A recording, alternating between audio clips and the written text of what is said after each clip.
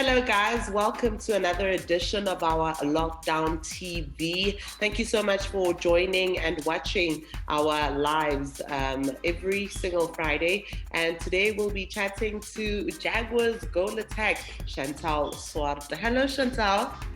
Hello, how are you? I'm good.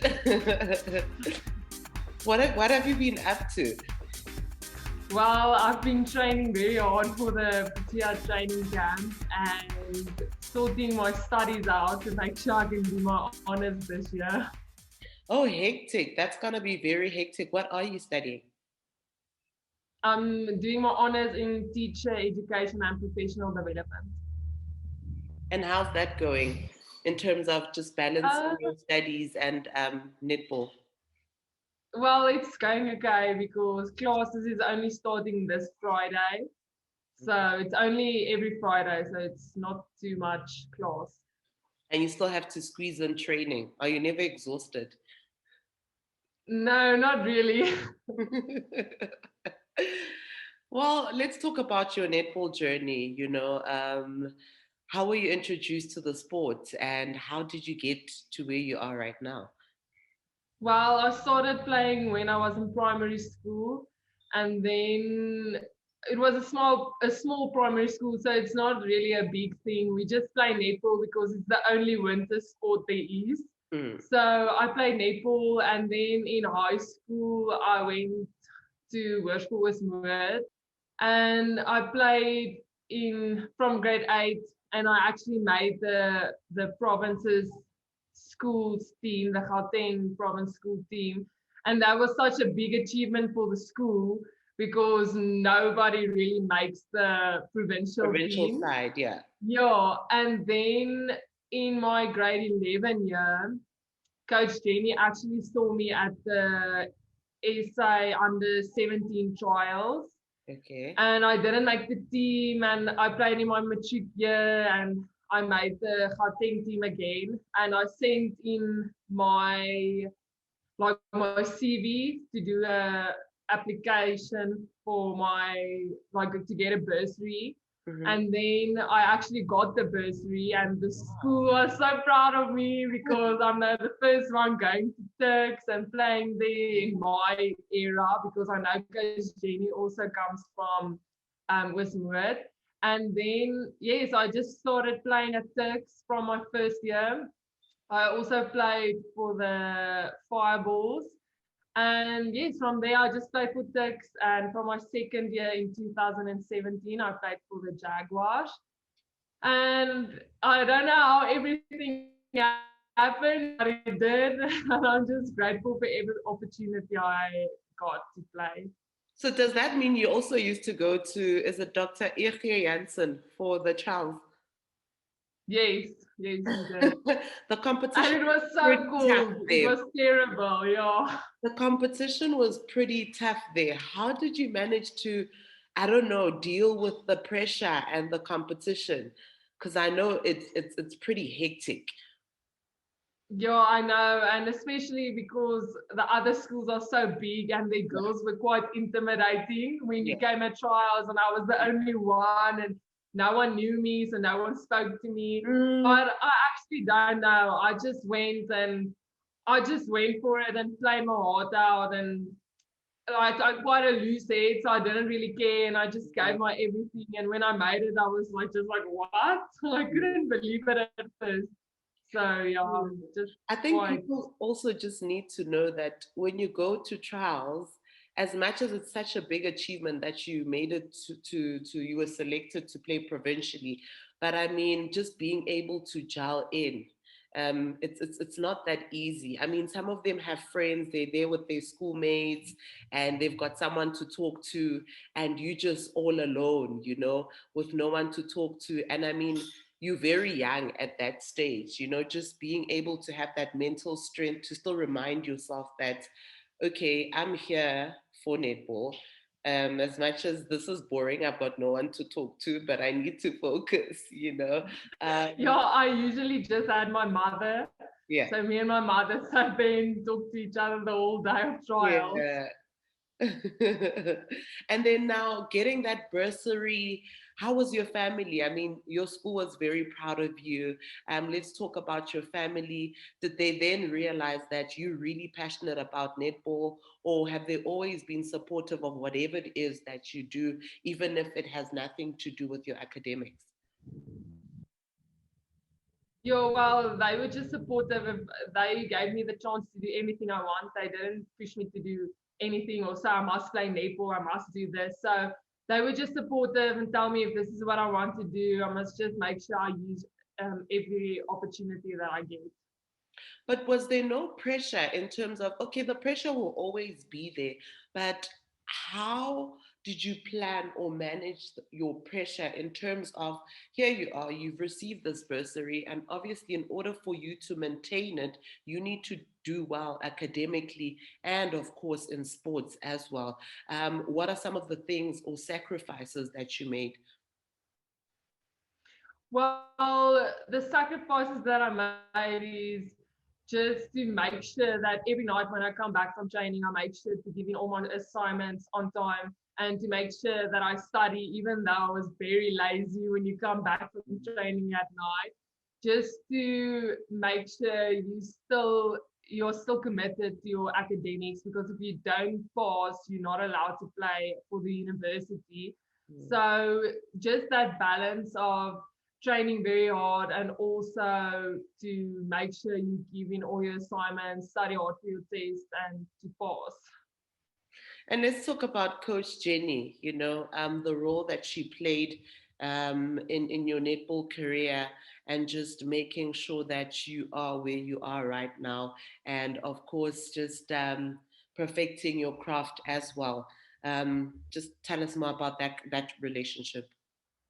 Yes, well, in my first year I actually was a goal shooter because I was quite tall at school level. And when I came at university, everyone was like, huge against me. Yeah. Like, for example, Ina Marie and Yeah. Lenise, and I was the short one, and she actually taught me how to, or Coach Alsha actually taught me how to play goal attack for the fireballs, and then it just went from there. Coach Jenny chose me for the USA team and for the Bossy Cup team. So I played under very good netball players like Melissa Kotze and Lenise, and Izette was also part of that university team. So Mm. I learned quite a lot from them. And then from a second year, Coach Jenny chose me for the Jaguars, and that's where everything actually began, because I started every match. So it was quite like a big achievement for me. And yes, from there, she just taught me so many things. And yes, I don't think I would be here today if it wasn't for her. She Yeah. really gave me a lot of opportunities that I don't think I would have gotten where if I just if she didn't see me that year in my grade 11 year. So I'm quite thankful and grateful for her. And how was it playing alongside such talented and sublime individuals, the likes of Lenise Potgieter, Ine Marifenter, those are people who are doing very well, and representing obviously South Africa and just flying the SA flag very high. Yes, well, I learned quite a lot from them. They are so like down to earth, and Yeah. they just everything they learn, like for example, Lenise and Ina, what they learned at overseas, Mhm. they tell it, or they tell it to you, and they will tell you, no, maybe do this or try this, or yeah. So it was quite cool, but I don't think in my first year I recognized how great they are, and in my second year when they weren't really there anymore, Mm. or Ina was still there, but Denise played in New Zealand. I was like, wow, this girl is really good. True, So I true. didn't think, I don't think I realized it in my first year that much. And looking at them, just realizing that you guys were playing for the same team, and here they are, doing so well abroad. Is that where you headed? Yes, well, I hope so. I hope I will get the chance one day. And if that's God's plan for me, then I will grab it with both hands. But if it's not, then I must just give school because I also have a passion for children. So, yeah, I hope for that opportunity one day. So I must just pray for it and hope for the best. So when the opportunity does come, because we always need to be optimistic. What happens to teaching? Put it on hold. You know, No, then I'm saying bye to the children. See you when I see you. I'm not coming back if it's who's not gonna needed. teach our kids, Chantal? Who's gonna teach our kids? Oh man. And let's talk about the success of the Jaguars. I mean, TNL has only been won by two teams. The Free State Crinums, who won it in 20, is it 14, 15, and 16.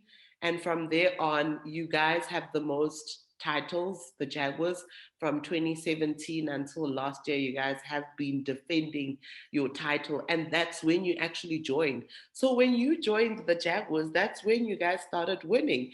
Are you the main ingredient that comes with that winning factor? No, I won't say that I'm the main ingredient. I don't actually know how we keep winning. We really work very, very hard and we make sure we push each other in every training session to get the best out of each other. But yes, I actually joined that year and I played that year and I played ever since. So yes, I'm quite grateful and I like winning. So it's really, really amazing to be part of the winning team for 4 years in a row. I mean, you guys are the champions, but some teams really bring their A game. They do not go down without a fight. Let's talk about the recent TNL that concluded late last year in Bloom. As much as you guys were champions, but it was pretty close, especially in this new norm. Playing in a biosafe environment and teams not having enough time to train together. Um, but the competition was very, very entertaining. How would you sum up your experience or last year's tournament in terms of how close it was? I mean, anyone could have won it.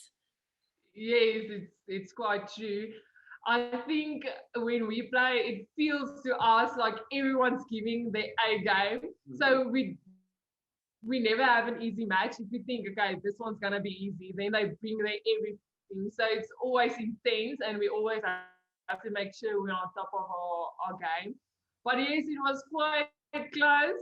I remember the final, the first two quarters. I was like, yo, they're giving us a hell of a time. I don't know how we're going to do it, but it's gonna take like a full effort. So yes, there wasn't like really one match we felt we could be calm and just play and not stress. So each match was very, very close and intense for us. So yeah, it was stressful. And I spoke to your coach, Jenny, with most of the games. I was like, you guys always seem to have a very slow start to the game. So I want to hear your opinion because it seems as if I don't know if it's part of your strategy or that's just your strength where you guys just literally trail behind in the first and second quarter, and then the third quarter you suddenly just come back. You know, I don't know. Is it part of your strategy that, okay, let's confuse the enemy so that they think they've won and then we come back? Or it's a matter of that's what you guys are really good at? No, I'm not really sure. It's really not part of our strategy because we just stress ourselves out and then it's just like, no, we have to get back to business. Yeah. I don't really know how it happened last year. It just felt in the beginning of the quarter, like the first quarter, we couldn't get off flow and we struggled. And from the second quarter, it went better. And then the third quarter, it's just as if it's a brand new team and we have full of energy and just go for it and we don't back down. So it's not part of the strategy. I think if we make it part, Coach Jenny will kill us. But yes, no, um, Okay, no, I understand. Your story actually corroborates with Coach Jenny's story. But before we actually just wrap up the interview, um, for upcoming shooters or any goal shooter or goal attack who's actually watching this clip,